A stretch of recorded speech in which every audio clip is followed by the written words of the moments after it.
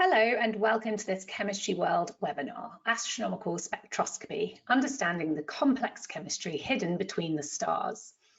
I'm Natalie Starkey from Chemistry World, and I'm here with you for the next hour, where I'll be joined by three guests working at the forefront of astrochemistry research. Now, it might seem to the untrained eye that the vastness of space is mostly empty. But in recent years, powerful new telescopes, including Alma, the Atacama Large Millimetre Array, and the James Webb Space Telescope, JWST, which launched in 2021, have further revealed the complex chemistry of the gaps between stars and planets, showing that these extreme and often very cold environments are home to abundant amounts of complex chemistry.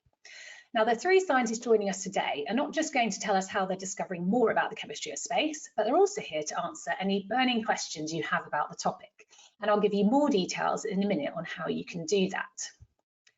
So this webinar is actually inspired by the recent Royal Society of Chemistry Faraday discussion, which took place earlier this year.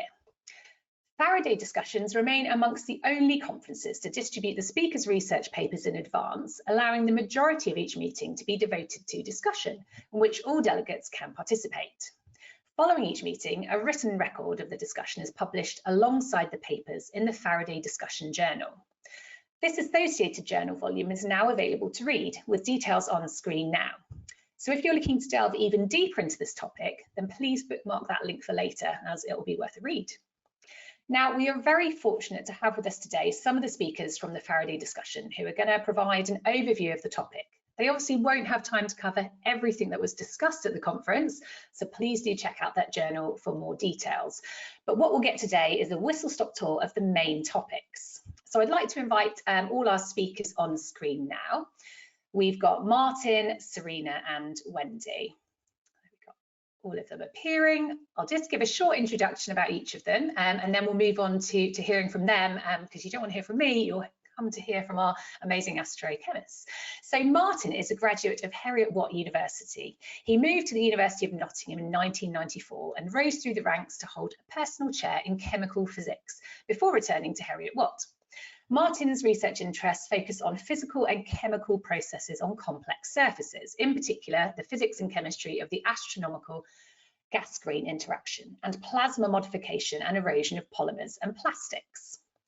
After Martin, we'll hear from Serena Vitti, who is Professor of Molecular Astrophysics at Leiden Observatory. Serena has served as the head of the astrophysics group at UCL from 2016. Her research interests span a wide range of topics centered around the role of molecules in space, especially in the dense gas of the interstellar medium and star-forming regions. Her most recent work concentrates on the interpretation of molecular observations in nearby galaxies and on devising novel techniques for astrochemistry involving machine learning. So lots of stuff to cover there. I'm very excited to hear from both of them. We also have Wendy Brown, who is Professor of Physical Chemistry and Head of the Department of Chemistry at the University of Sussex. She's a surface chemist using techniques to study model astrophysical ices. She collaborates with physicists and astronomers to undertake work that can be used to model astrophysical processes and to help interpret observational data. So as you can probably tell from these introductions, we've got a really wide range of expertise here, and the speakers are going to link up all of the work together to really give you a great overview of this topic. Now, as I said earlier, this session is interactive, so you can ask questions about any aspect of what we're covering. You're able to do this on the GoToWebinar platform that we're using today, and you can do that at any time during the hour. And I'll be able to put your questions to our speakers in the live Q&A towards the end of the webinar. As a quick explainer, on GoToWebinar, there's usually a panel down one side of the screen, although this might be different depending on which platform you're using, especially if you're on a tablet or a phone.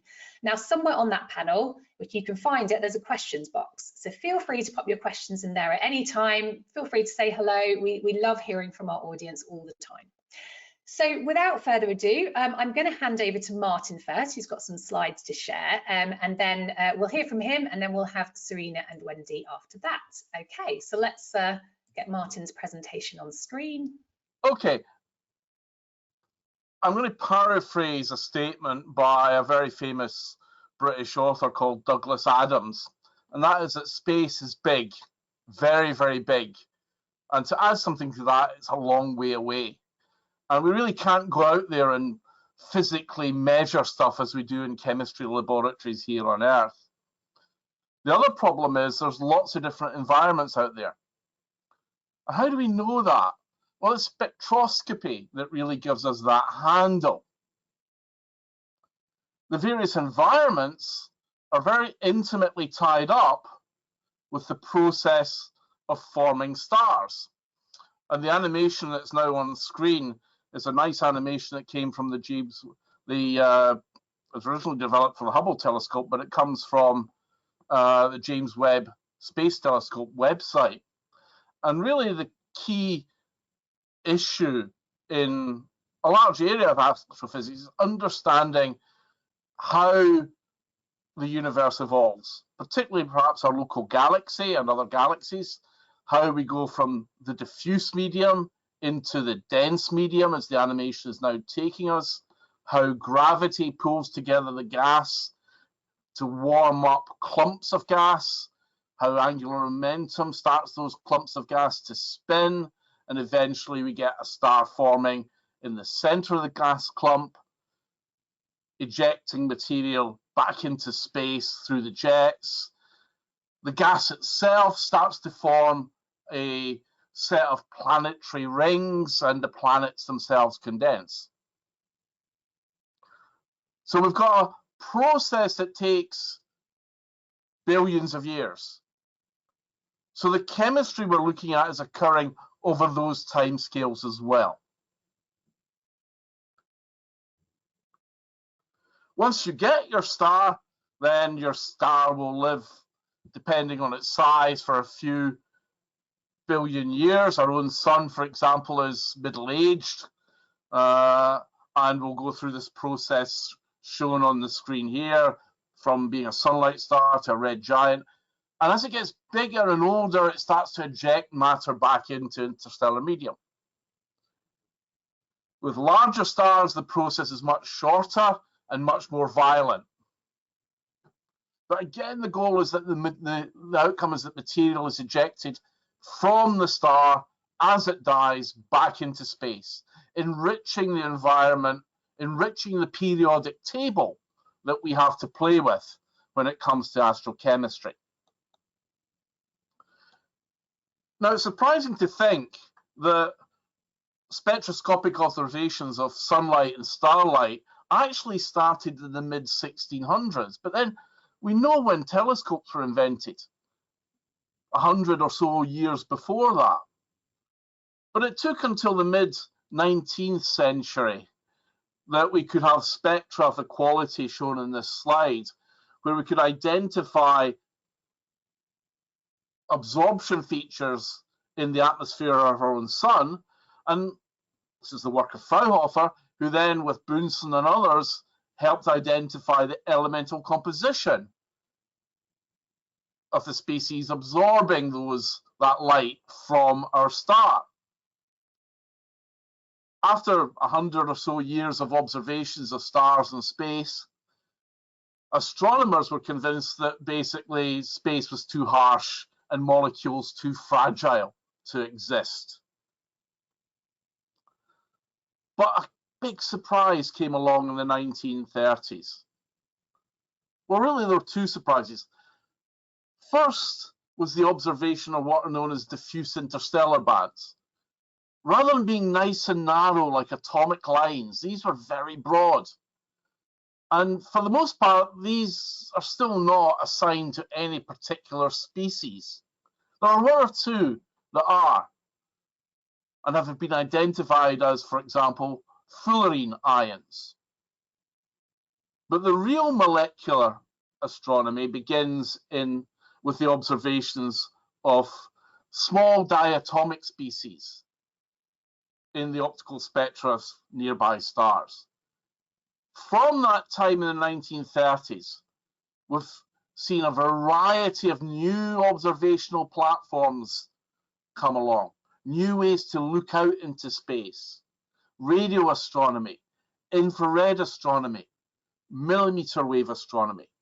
These have all opened new windows on space and allowed the number of observed molecules to grow now to somewhere of the order of 250 or so.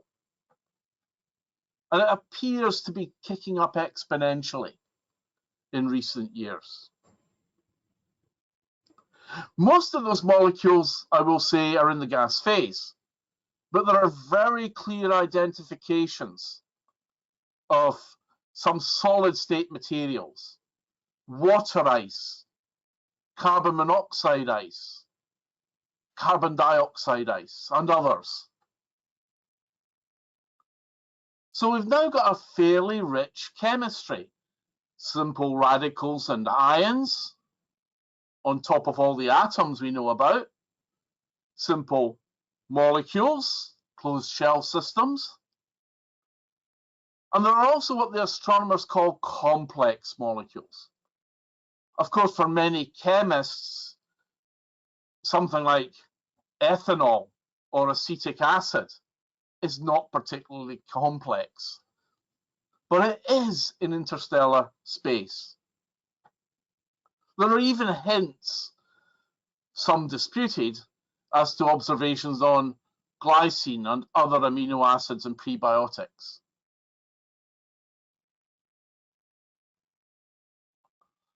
Molecules are found in many of those regions that I mentioned on the first slide, but the most complex are generally observed in dense regions where stars and planets are forming. And that points to some very crucial roles for molecules in space. The cosmos really is, today, chemically controlled. The first one is the obvious one, and this is what Serena Vitti will be talking about when I finish. It tells us about remote environments. It tells us their temperatures, their densities, and the movement of the gas within those environments. Molecules are also crucial for maintaining the rate of star formation. And surprisingly there, the key point is that it's molecules in the solid state that matter. Now, the collapse of a gas clump is generally prevented by the presence of a magnetic field due to the ions moving around within the gas. We've recently discovered that carbon monoxide ice and water ice formed from dipolar molecules don't order in the solid state in the way that we might expect, as shown on the left-hand side of this graphic. That is the minimum energy structure that we would expect. Dipoles are all counter-aligned, the charges cancelling out. Experimentally, we find the opposite is true. We find that through an entropy-driven process, the ice is polarized. And because of that polarization, they can help to remove ions and other charged particles from the gas phase, switching off the magnetic support, the magnetic field that prevents collapse to form the star. Molecules are also crucial for making small stars, because another factor that prevents star formation is thermal motion in the gas. The faster the atoms and molecules move, the less likely gravity is going to help to collapse them. But if the molecules emit radiation, and that's the radiation that we eventually can detect, it removes the bottleneck.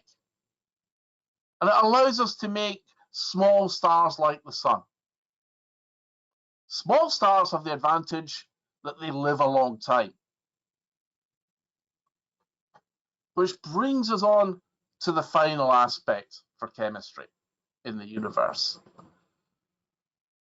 Chemistry seeds the universe with the potential for life.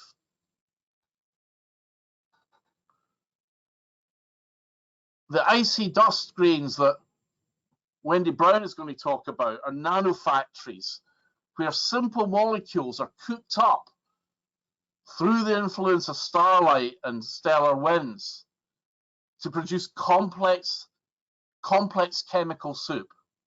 Complex enough to kickstart biochemistry. How do we know that? Well, it's delivered to Earth. Well, it was delivered to Earth 4.5 billion years ago when the Earth formed through the comets. We can tell that because we have data from observations by the Rosetta mission on the gas surrounding the comet 67P. We have data from meteorites, carbon-rich meteorites that have landed on Earth, like the Murchison meteorite. And those tell us, the latter in particular, that all of the building blocks in terrestrial biochemistry were present on those meteorites. And more importantly, they had the correct chirality, a chirality consistent with the biochemistry, the chirality expressed by terrestrial biochemistry.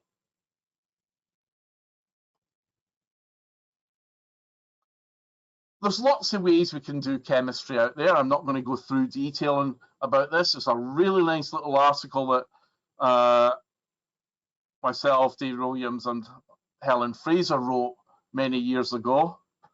But there's a mix of gas phase chemistry and solid state chemistry and surface chemistry.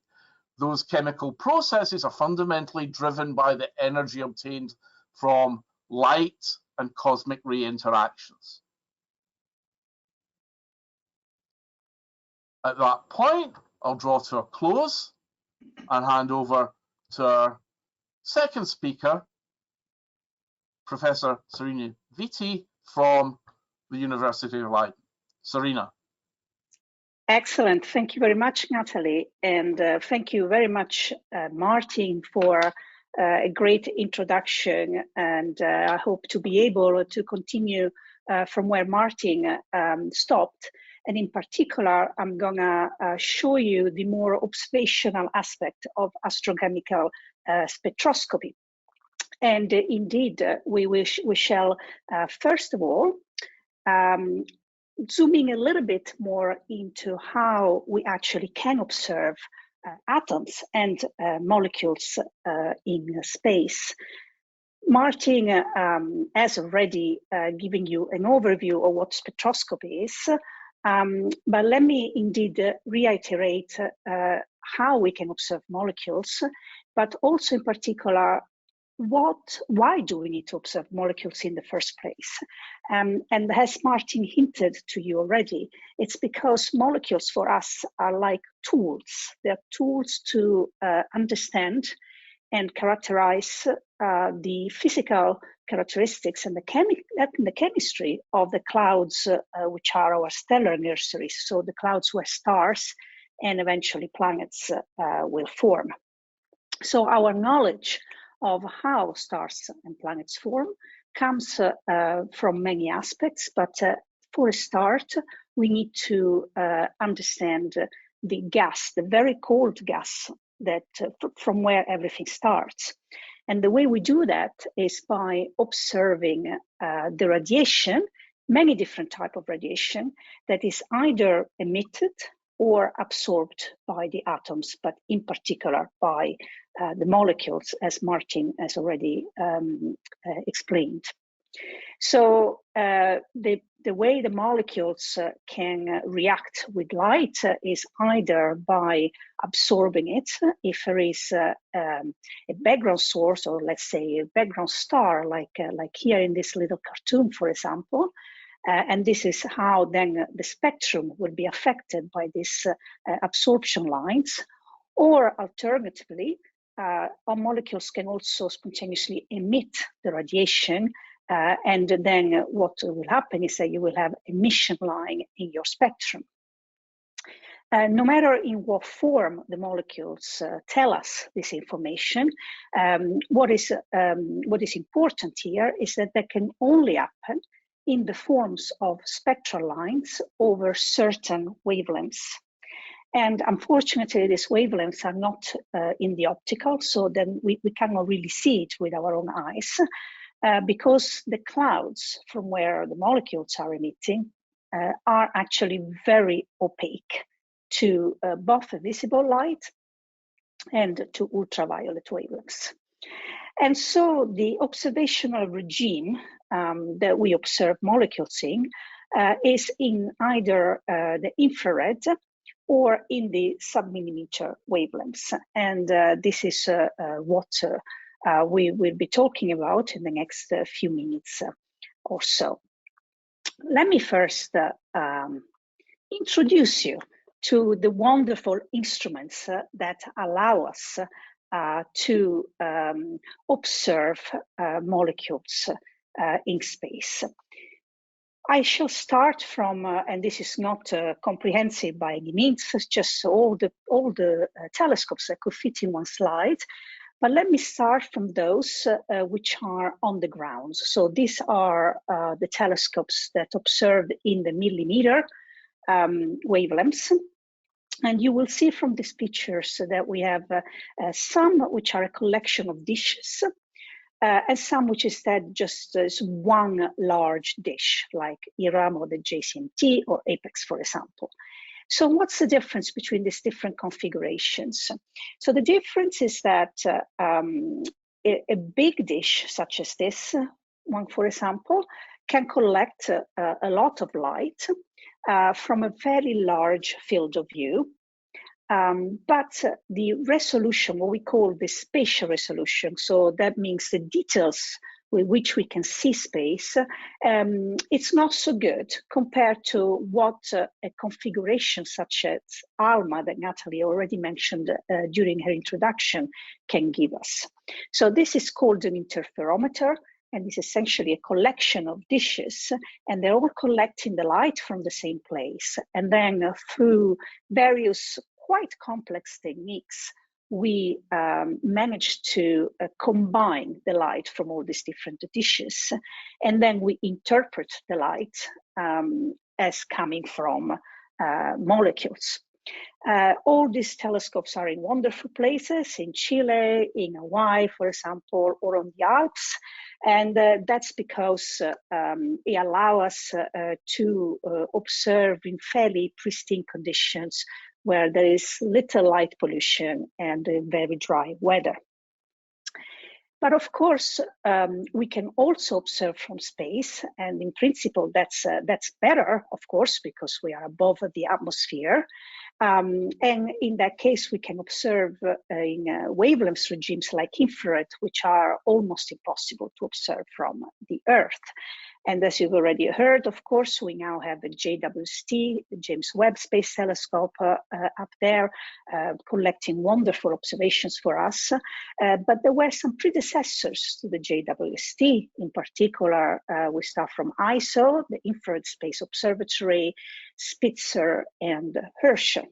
All wonderful telescopes that gave us a lot of data that we are, in fact, still analyzing. What is it that we obtain with these telescopes? Let's look at some spectra to give you a feeling of how busy we are analyzing data. This, for example, is a sample of a spectrum, which we call a line survey, because we essentially, what we do, we point a telescope, in this case, the Herschel Space Telescope, to a region. In this case, is Sagittarius B2, which is a massive star-forming region towards the center of our galaxy. And we scan a certain wavelength region, in this case, going from 100 to 600 micrometer. And as you can see from the spectra, there are lots of lines there. And the key point that I want to make is that these lines are all molecular lines. Nothing is noise. So if you zoom into any of these little sequences, you will find thousands of lines, which all need to be identified and interpreted. And each of this molecule, each of this molecular line, can give us valuable information about the physics and about the conditions of the star-forming clouds, in particular the density, the temperature, and so on. The next slide that I'm going to show you is again another spectrum, but I'll tell you why this is almost even more exciting than the spectrum that I'm showing you now. This is, as you can see, very, very busy. Many, many, many lines all being identified. And what is to me astonishing about the spectrum is that this is a spectrum from a cloud or from many clouds, not in our own galaxy, but in another galaxy far away. This is a galaxy which is called the starburst galaxy. Starburst meaning that it's a galaxy which is very, very rich in stars, and in particular, there are bursts of stars forming all the time. And as a consequence, the gas is very rich. And our telescopes now are so sensitive that we are able to observe many, many molecules in star-forming clouds in other galaxies. So, all this complexity, how come? How can we have such complexity in space? Martin has already mentioned how harsh the conditions in space are. We are talking about really, really low pressures compared to the pressures in our own atmospheres. Many, many orders of magnitudes lower. And temperature-wise, we're talking about temperatures of minus 260 degrees Celsius. So it's really, really was very surprising at the beginning that chemistry or molecular chemistry could happen at all. In fact, the way it happens is that something must drive it. There are many drivers that are available in the interstellar medium. And in particular, there's starlight, of course. There are loads of photons coming from stars. There are cosmic rays. There is dust, which will be the topic of Wendy Brown. And of course, there are many violent events that can lead to shocks. And all this can drive the chemistry. And so what I'm going to do in the last couple of minutes is really just give you a little tour about examples of a bit more details maybe about what type of molecules we can observe depending on the drivers available in the interstellar medium. So this is a busy slide. Let me go through it quickly. So I wanted to give you an example of what type of chemistry is driven by cosmic rays. Cosmic rays are very important in the early stages of star formation when the cloud is dense but really, really cold. And so the chemistry there is kick-started by cosmic rays. And what you're seeing here on the right-hand side is a map in depth, really, of a particular cloud, a very famous cloud called the Taurus molecular cloud. And here you just see essentially a different depths within the cloud. And on the left-hand side are our spectra. So these are various molecules that we observed there: carbon monoxide, HCO+, CS, and you see the spectra of these various molecules in different places in the clouds. And really my message here is just look how different this wiggly line, the spectra are from each other. And there are these differences that allow us through various tools and various modeling tools to decipher the densities, the temperatures, and the various conditions in this very cold, dark clouds. Equally, when the stars are forming, we can witness their formation by looking at more complex molecules. This complexity happens on the dust, and I shall leave it there and won't say anything more because Wendy will tell you all about it. But suffices to say that it's the dust that allow us essentially to allow complex molecules, what we astronomers call complex, to form in space, and we then observe these molecules during the formation of a star. And finally, as the stars are being born, they always go hand in hand with violent events that we call jets and outflows, which you can see here in the infrared. And as you can see here in the visible, it's just a dark patch. But in the infrared, you can see already that it's a powerful jet. And when we observe molecules which are produced by these jets, we can decipher and determine the characteristics of the jets. In this case, what shocks and what these violent events do, they allow high temperature chemistry to actually occur in space, because they give energy to the gas, and so a different chemistry from the cold chemistry will occur. And of course, so far I've just mentioned about observations of molecules in the gas, but you can also observe molecules which are in the solid state on the dust. Okay, we seem to be having a few technical problems with Serena's video and presentation. So I'm just wondering if Wendy's available, if we could move on to Wendy now. Hi, Wendy. And we'll try and get Serena back. I think she was probably on her last slide just about. But yeah, let's get your presentation up and hopefully we can get Serena back, definitely for the Q&A. But as I said, I think she was just about to hand over anyway. So sorry everyone for that short delay there and pause with Serena's presentation. But we'll move on to Wendy now and hear about the work that she's been doing in this topic. So I'll hand over. Thanks, Wendy. Hi everybody. So my name is Wendy Brown. I'm from the University of Sussex. And I'm going to tell you a little bit about the things that we can learn by doing astrochemistry in the laboratory. And in particular, I'm going to tell you how the laboratory experiments can help us to identify some of the type of spectra that Serena has showed us from observational astronomy, and the types of things that we can learn when we do experiments in the lab.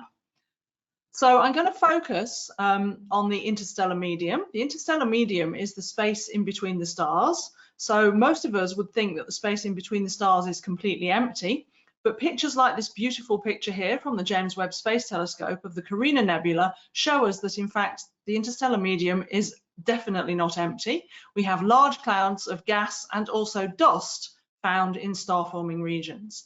And these regions are nurseries for new stars, but from a chemist's point of view, the interesting thing is that they're rich in molecules. And Serena and also Martin have mentioned that dust could actually play a very important role in the formation of molecules. And it's on chemistry that takes place on dust grains that I'm going to focus when I talk about laboratory astrochemistry. So what do we know about dust grains in interstellar medium? They're mainly made of carbon-based materials and silicon-based materials. And at the temperatures of the interstellar medium that Serena already mentioned, maybe -240 to -260 degrees centigrade, they're covered in ice. Now, when I say ice, most of us would think about water as being the main component of ice, and that's absolutely true in interstellar space. The largest component of molecular ices in space is water. However, there are some other very, very important species. Martin mentioned that we have solid carbon monoxide, which is frozen out in ice. We also have solid methanol, and we have things like ammonia and methane. But very importantly, we also have organic molecules. And organic molecules are, of course, very much of interest because those are the types of things that can lead to biomolecules that might have seeded the Earth. So I'm a surface chemist, so I'm interested in processes which take place on surfaces. So let's think about what happens to this ice-covered dust grain in space. It doesn't just sit there with nothing happening. In fact, it's processed. And it's processed in a whole range of different ways. So if we start with gas phase bombardment, in space, the most abundant species is actually the hydrogen atom. And so our ice-covered dust grain is going to be bombarded by atoms all of the time. And I mean all of the time on a space-time scale, of course, not on our time scale, because things take much longer in space than they do on Earth. But what happens, for example, when hydrogen atoms bombard the carbon monoxide, for example, that's found in our ice, is that we get hydrogen additions to the carbon monoxide, which can then go on to make methanol. And laboratory experiments have shown that this is actually the way that we make methanol in space. It's made on a grain surface, and hydrogenation of carbon monoxide leads to the formation of the methanol molecule. Now, of course, Serena and Martin have already mentioned that we've got lots of light around in space, and light, of course, in particular ultraviolet light, will make chemistry happen. And so if we think about our own sun, it's a big source of ultraviolet radiation. Ultraviolet radiation has an effect where it can dissociate our molecules. So if we take our methanol molecule, if it's irradiated with ultraviolet light, it can split into individual components. Now, these components are not very happy because they are no longer bonded to make a stable molecule. So in fact, they become radicals, which are very reactive. And this is one way in which some of the organic molecules that we find in space can be formed by reactions of these types of radicals from photodissociation. But irradiation with ultraviolet radiation, for example, can also lead to these molecules coming off of the grain surface, so-called photodissorption. And so in that case, now we've got a way for taking our species from the grain surface and putting them back into the gas phase. The final type of processing that's important is thermal processing. And thermal processing basically happens as the star ages. At the beginning of the star's life, it's very cold, but as it ages, it warms up. And we all know what happens on a cold morning when we've got ice on the windscreen of our car. As it gets a bit warmer, that ice starts to melt and comes off of the surface of the windscreen. And it's just the same process. As the star ages and the grains warm up, the species that we find in the ice end up back in the gas phase. And so once they're back in the gas phase, of course, they're then available for reactions to take place in the gas phase as well. Now, as surface chemists, my group are interested in studying all of these different types of reactions, and people who look at surface reactions of relevance to astrochemistry study all of these different processes. I'm not going to tell you about all of these today because there isn't time, but I'm going to give you a flavour of some of the things we can find out in the laboratory. Now, if we're going to do laboratory experiments, we've obviously got to try and recreate the harsh conditions of space in the lab. Serena already mentioned that we have very low temperatures, about -240 to -260 degrees centigrade. So if we're going to do an experiment in the lab, we're going to need to cool our model dust grain surface down to those types of temperatures. And we do this using a closed cycle helium refrigerator. You can just see the top of the refrigerator here, and it's basically connected to our sample, which is in the middle of the chamber here, and it's cooling it down to about -250 degrees centigrade. Serena also mentioned the very low pressures in space.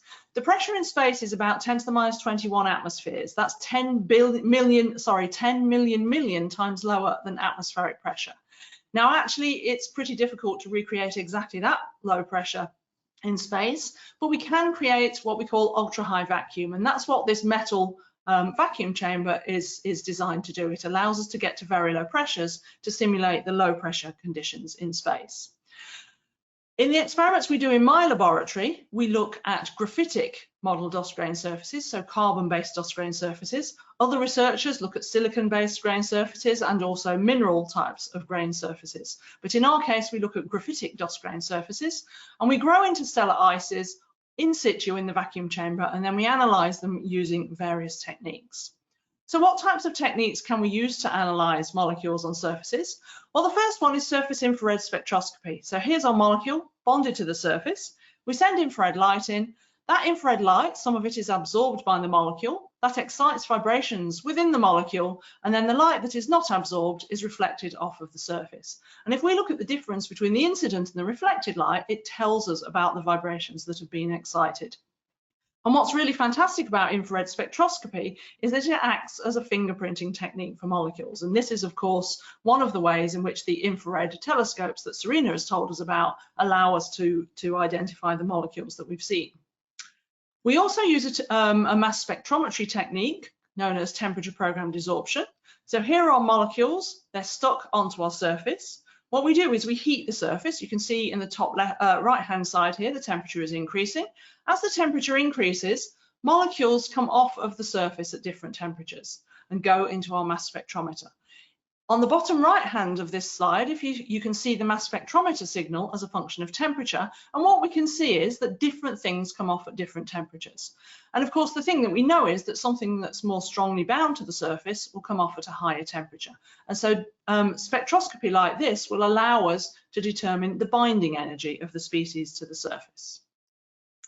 So how well can we do? Well, this is a spectrum that was recorded of icy covered grains by the Infrared Space Observatory that Serena mentioned.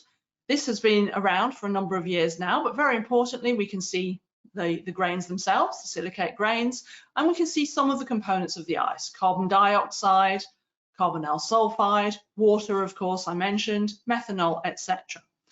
Now, in the laboratory, we can basically do as well as we want to. We could make an ice containing all of these different species, but of course, if we did that, the physical chemistry would be quite hard to interpret. So we tend to go for ices with slightly less components. And here you can see an example of a laboratory ice that we've grown. We've got water, carbon dioxide, methanol, and in this case, carbonyl sulfide. But we can basically do as well as we like, and we can investigate the types of ices that we want to be able to study and that we see in space. So what type of data can we obtain? And I'm not going to be able to give you an exhaustive list of all of the data. I'm only going to be able to give you a little flavour. But one thing that we can do is record infrared spectroscopy in the laboratory that can help to identify the myriads of lines that we can see in the type of spectra that Serena showed you. So, for example, in an observational spectra, we might see a line that we assign to a particular molecule, but we want to know whether that molecule is in an environment where there's lots of water or is in an environment where there's lots of methanol. And so what we can do is we can record spectra like that for different molecules in the lab, and then we can compare them to the spectra we record observationally. And here I've just got an example for a family of isomers, the C2O2H4 isomers. All of these have been detected in space. The three isomers are acetic acid, methylformate, and glycolaldehyde. And you can see that the infrared spectra, in this case, in the presence of water ice, are very different for these. So it shows us how we will be able to identify these. We can also use our mass spectrometry technique, the temperature programmed desorption, to determine binding energies. And here I've got an example for one of those isomers, in this case, methylformate. These are the types of data that we record. In this particular case, they don't look all that exciting, but what they really do give us, which is extremely useful, is the strength of binding of this molecule to the surface. And it turns out that these binding energies are absolutely crucial for astrophysical modelers because they need to put these into the models of things like, for example, the star formation process. And it's only in the laboratory that we can actually measure these types of numbers. We can also use temperature programmed desorption to explore trapping. Now, in order to explain what I mean by trapping, I need to talk a little bit about water ice. So on the left-hand side here, we have a temperature programmed desorption spectrum for water ice. And the bit that matters here is this bump on the low temperature side. And it turns out that this bump is actually really, really important because this bump actually tells us about a phase change that takes place in the water ice. So if you look at the cartoon on the right-hand side, when we grow water ice on a surface at very low temperatures, which is what we would have in space, it's very porous and amorphous, and it looks like a sponge. So the blue here shows us what the water looks like. That means if I have another molecule that I stick on top of that, in this case shown by the red, that molecule is going to fall into these holes. And if we heat the surface up then, and the water ice changes shape, the first thing that happens is that these porous areas of the surface close up and the molecules get trapped within the surface. If we then heat a bit further, our water crystallizes, and that's signified by this bump in the temperature programmed desorption spectrum. And as this crystallization takes place, this allows the molecules that were trapped to be ejected. And it turns out then that water ice has a really important role to play in telling us how various molecules might behave in space. So I'll give you an example again, using methylformate as my example. On the left-hand side, I've got temperature programmed desorption spectra for methylformate in different ice configurations. I've got the water TPD spectrum for comparison at the top. So the bottom temperature programmed desorption corresponds to our methylformate adsorbed directly onto our model grain surface. That isn't really what we were expecting to see in space. In space, there's lots of water around. So the next spectrum actually shows our molecule, which is stuck on top of water ice, which has grown on our graphite surface. And you can immediately see that the spectra are completely different. The water is affecting the behavior of the methyl formate. We can also dose our methyl formate in a mixture with water ice. And of course, this is much more likely to be like the type of thing we're going to see in space. And again, you can see that the spectrum is different. And if we look carefully, we can actually see that when we've got this bump on our water temperature program desorption spectrum, we've got a large amount of the methyl formate coming off of the surface when the molecule phase transition takes place. We can also see that some of the methyl formate comes off with the bulk of the water ice. But the most important thing to notice here is that these spectra in the presence of water ice are very different to those for the pure molecule. So the temperature program desorption can tell us about how the molecule traps. And this is also really important for things like models of star formation and planet formation. Okay, so let me just finish by summarizing what I've told you about laboratory experiments. Surface and ice chemistry are extremely important in space, and it's thought to be the way that a number of different molecules are formed. We can recreate the harsh conditions of space, the low pressure and low temperature, and that allows us to do laboratory investigations, which can help with assignment of observational spectra, amongst other things. Mass spectrometry in the form of temperature program desorption can help us to determine things like desorption kinetics and also trapping in ices, and both of these are extremely important for models, and both Martin McCuster and myself have given data to Serena to put into astrophysical models. And as I showed you, water has a very big effect on other species. Now I'm going to finish with a slide that basically summarizes the whole of this webinar. So I hope between us that myself and Serena and Martin have shown you that astrochemistry is an interdisciplinary subject area that can tell us a lot about the chemistry that occurs in space. We've seen from all of the talks that molecules are found in many different regions of space, and these molecules are formed in both the gas phase and on grain surfaces, and I tried to tell you a little bit about that during my talk. We use spectroscopy to identify molecules in space. Without spectroscopy, we would be completely stuck. And the James Webb Space Telescope has opened up a whole new area of observational spectroscopy, and we're hoping very soon to be able to see some organic molecules with the James Webb Space Telescope in ice. And finally, laboratory data can help us to interpret the observations and provide input for astrophysical models.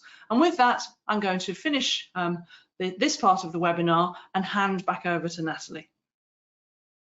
Excellent, thank you so much. I'll invite Serena and Martin back on screen now, because we're going to enter into the Q&A section of the webinar with our audience. We've had millions of questions in, so I'm going to try and get through a lot.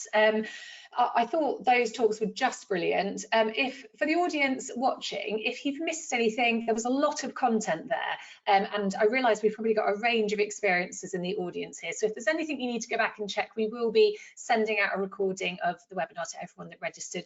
And we're sorry about Serena's issues there with her tech issues. We missed just a couple of slides at the end, but I think, yeah, that was very sad. But hopefully we can cover some of these questions that people might have in the Q&A now. I thought, Wendy, I was just looking at that setup of your lab, and I'm just amazed that it's even possible to recreate, you know, these conditions that we have in space within a lab. How long did it take you to build that lab, and how many people work in there? That's a good question. If you talk about building it from zero, so when we have an empty lab, then it can take 6 to 12 months to build that type of vacuum chamber.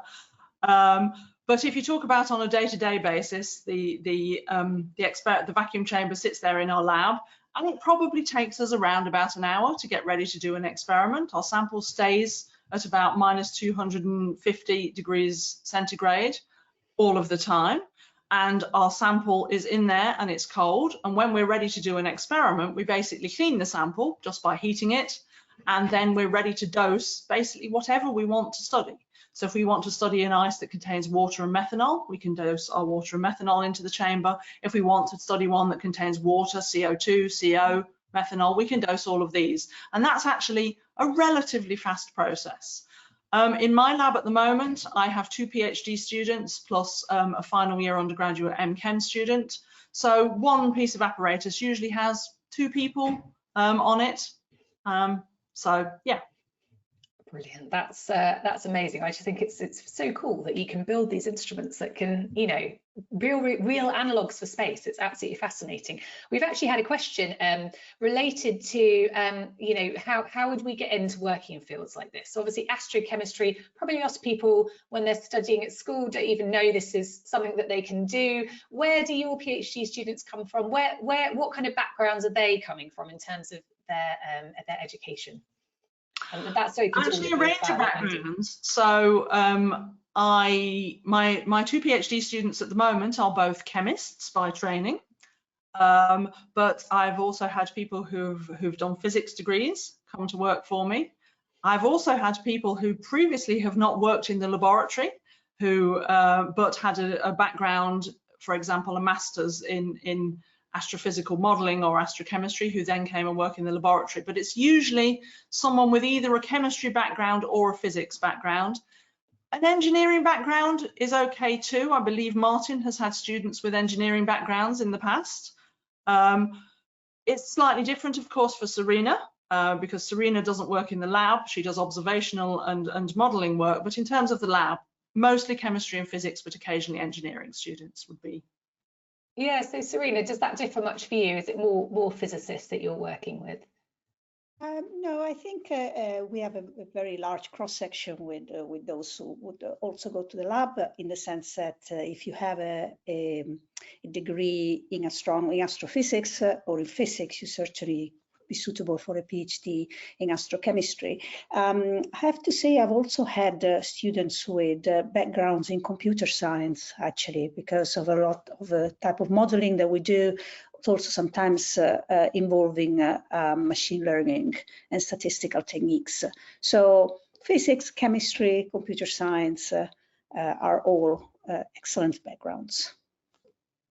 Excellent. And Martin, yeah, I'm just going to ask how did you all get into this? I know that a lot of space scientists or people working in space come in, as we've said, from lots of different angles. And I guess that's part of the joy of the field, that we've got all these different minds coming from different backgrounds, working on the same problem, but just coming at it from different angles. That diversity of thought is really important, isn't it? Martin, I don't know if you've got anything to add on that. I started out doing spectroscopy and photochemistry in the gas phase. And my PhD is looking at the photodissociation of small molecules in the gas phase. But when I was looking for an academic position, I decided to move into looking at processes at the gas-solid interface, initially related to catalysis on single crystals, but then through interactions with a colleague in atmospheric chemistry, I got involved in looking at the role of water ice in ozone depletion in the late 1980s, early 1990s, when the ozone hole was discovered over Antarctica. And just before moving from my first appointment at UEA to Nottingham, I read an article by David Williams in the predecessor of Chemistry World, Chemistry in Britain. And that article really inspired me. I went to meet David and talk to him, and Wendy and Serena know the rest of the story. That's amazing. Thank you for sharing that. I do want to move on to some science. We've had lots and lots of questions, about very specific questions as well, and I'm going to try and maybe summarize some of the questions or combine them. So sorry if I don't kind of name check anybody in particular, but I'm trying to get through as much as we can. One of the things that occurred to me, which is a great question, we have it mostly from Emily here, and they're asking about what are the future breakthroughs, like what are we hoping for? We've had, obviously, JWST seems to have gone up and really just opened up this field spectacularly, is continuing to do so. It's an amazing instrument, and I feel like for the future we've got a lot more coming. But what do you hope to come after that? Obviously we hope it's going to be working for many years to come. What's it going to open up? And that's to any of you really who want to take that question. I think one of the things I would find interesting, and I've had discussions with people about the possibility of doing this, is, as we all know, biochemistry, terrestrial biochemistry, is handed. It's chiral. Amino acids are left-handed, sugars are right-handed. What's the potential of doing remote observations on chirality? And is that not possible? That's not possible at the moment then?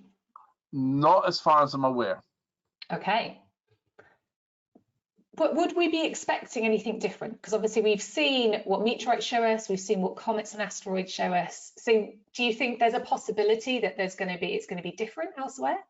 Well, that's the local universe. So it's in the local part of our galaxy. The origins of chirality, no one's quite sure. It does seem to be that it was potentially extraterrestrial, and we know there are processes that are chirally selective in terms of destroying molecules.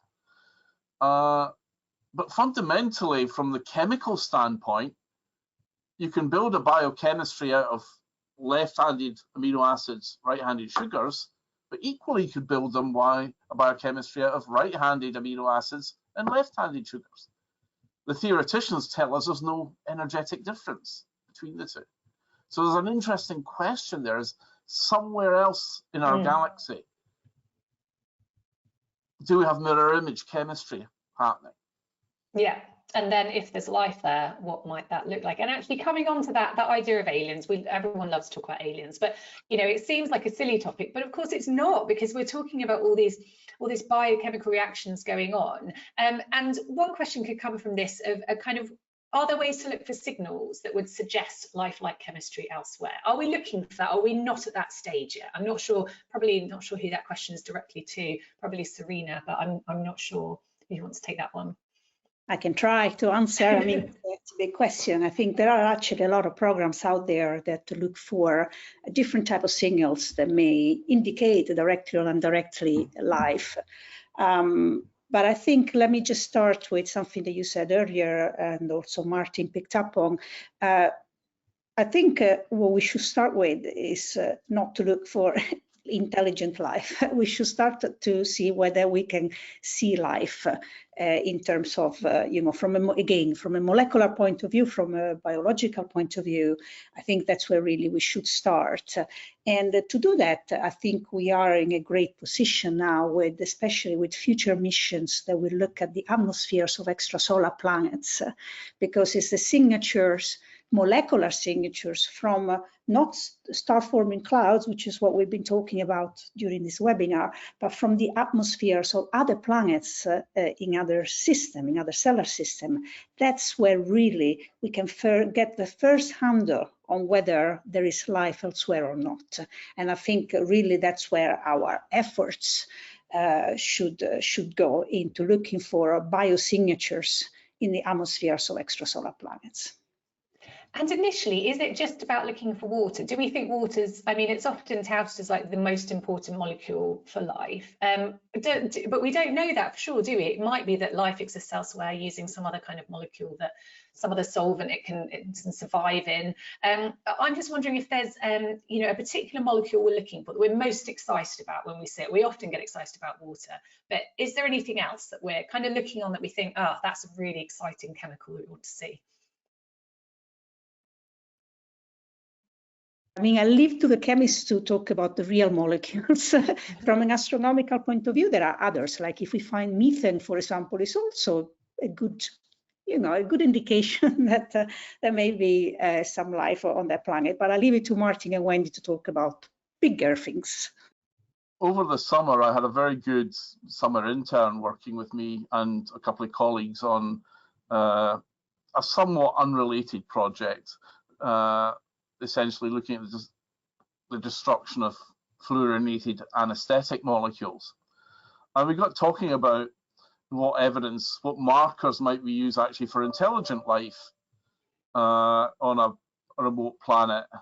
And the one conclusion we came to is we should be looking for perhaps CF bonds, because there are no naturally occurring CF containing molecules. CFCs in our own atmosphere, entirely man-made. The halons, again, entirely man-made. We had reasons for making them, and now we're stopping using them, but they're going to persist in the atmosphere for a long, long time, particularly the molecule CF4, which is the simplest of the perfluorinated hydrocarbons. So maybe that's a hint to something we should look for in observations of exoplanets. I mean, that seems sensible. I guess it's assuming that other complex life has made the same mistakes or done the same experiments that we've done, but who knows? Yeah. A really great question, and I've lost the person that's asked this. I'm very sorry, but they've said it's probably for, I'm not sure, Wendy or Serena, any of you maybe. When you identify these molecules, is there any way you can get information about the concentration of the molecules? Because we've seen all these lines, all these different things that you can see. Is the bigger line showing it's a bigger concentration, or how does that work? So maybe I can start from an observational point of view. So when we see them in space, for sure, it's indeed from the line themselves that we can get an idea of the amount or the abundance of that molecule. So basically, we essentially look at the curve under the line, and through various methods, with a lot of uncertainties, of course, we can obtain the amount of that particular molecule. And it's not as direct as saying, oh, if a line is very strong, then it's very abundant, and if a line is very weak, it's less abundant. Not always. But to a first order of magnitude, I would say that indeed it's a good indication. If a line is very strong, it means that there are a lot of molecules of that part. There are a lot of those molecules out there making that signal so strong. So yes, indeed, this is in space. In the lab, is I'm sure different. But actually, this is where the lab can help, because the lab can actually measure spectral lines, so for example infrared lines, and look at the strength of the absorption of a particular molecule, because the same amount of water, for example, and the same amount of a molecule, for example like H2S, will not give the same strength of line, just because of the factors that affect how well the light is absorbed. So we can actually get indications in the lab of how strong a certain amount of, or certain number of molecules, strongly a number of molecules will absorb, and that data then helps Serena and her colleagues to actually identify exactly what the abundance of a molecule is. So the laboratory works hand in hand with the observations in these cases. That's good to know. And we had a question actually about the dust grains. So, and it's a great question, because how do we know that the dust grains you use as your analogues are actually what are found in the interstellar medium or wherever we're looking? Do we have samples of those grains? How do you know that what you're using is actually good? Well, I mean, we don't have samples of interstellar dust grains. We have samples of cometary dust grains from some of the missions, particularly very recently. There was something that touched down in the desert in the USA a couple of weeks ago, which was some samples from Comet. We have information about meteorites, and so the type of fluffy grain that was in my cartoon is actually a meteoritic fluffy grain, but we can't really go to interstellar space and collect grains. So we know what they are made of because of spectroscopy, and we know that they're not going to be perfectly round and perfectly flat, and we know what meteoritic grains look like. So we have to use our common sense on the basis of that information to tell us what the grains are going to look like. That makes sense. We've run a little bit over time, and I do apologise for anyone watching, but there's lots of people still with us, so I'm imagining they're still enjoying what they're hearing. We will need to wrap up soon, but I just want to end with sort of what's next. What's next for all of you? What are you, I kind of asked this at the beginning, but what are we hoping to achieve next? I know there's a lot to come back from JWST, and it links into Wendy's work, even though you're looking at the analogues, and Martin and Serena's work. So, what are we hoping for next? What's the next big thing that we're hoping to see? And that's to any of you. So maybe again, I can start from an observational point of view. We indeed, as you said, we are waiting for more data from JWST, in the sense that JWST, unfortunately, I apologize, I couldn't show the last 2 slides. The JWST is giving us some amazing, wonderful ice spectra, so the spectra from the icy mantles on top of the grains, exquisite resolution, and it's very hard to interpret them, but we need more of those, because we need a larger sample in order to make up a story of how these ices are formed. But of course, we also still have we have Alma from the ground, and Alma is providing us a very, very precise measurements, very zoomed in of the gas from the same clouds from where the JWST is giving us the ICES. So I think it's really this marriage between telescopes on the ground that can observe in the submillimeters and the telescope in space that can observe in the infrared. And so the gas and the dust observed at the same time is in the same place. And that's really what is fantastic about this era just now. That's amazing, and I'm excited. I feel like it's a very open field now, and it's a lot in the media. So I feel like a lot of people know what JWST is and are learning about it. And I'm hoping that we've got all these young people coming into the field in the future who are going to have all these new ideas to really kind of progress and find out more about what's going on. We are going to have to end there, I'm afraid, because we have run over time. But I couldn't help myself. I wanted to get through some of the questions. But I want to say thank you to our wonderful guests today, Martin, Serena, and Wendy, for sharing their knowledge on this exciting field of astrochemistry. It's been absolutely amazing. Again, if you missed anything today, or you need to go back and check anything you've heard, then a recording of the webinar is going to be emailed out to everyone who registered within the week. And the email addresses of our speakers are on screen. So if you want to follow up, I know I didn't get through all of the kind of more specific questions, but if you've got anything you want to follow up with the speakers, please do get in contact with them.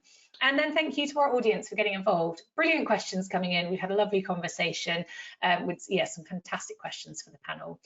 Now, if you've enjoyed this webinar, then please do check out chemistryworld.com//webinars for future events. And while you're there, feel free to register for a Chemistry World account where you can sign up to our very popular reaction newsletter that includes a weekly digest of big stories from across the world of chemistry. And that's it for today. I'm Natalie Starkey from Chemistry World, and I look forward to seeing you again in a future Chemistry World webinar. Thank you.